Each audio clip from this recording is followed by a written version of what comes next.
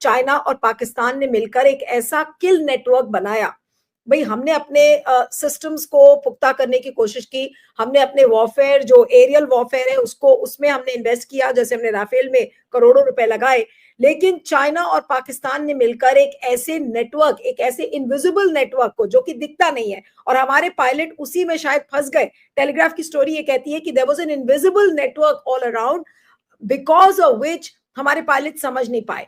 तो क्या अब हमारा जो राफेल है, जो इतनी बड़ी हमारी शान का एक प्रतीक बन गया था, क्या वो राफेल भी फेल हो गया इस किल नेटवर्क के आगे? ये जो अनदेखा सा जो नेटवर्क चाइना और पाकिस्तान ने मिलकर बनाया, क्या राफेल उसके आगे फेल हो गया?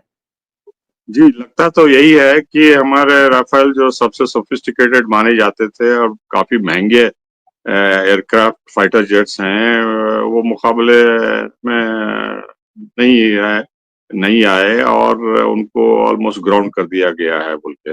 तो ये जो है बहुत ही चिंताजनक बात है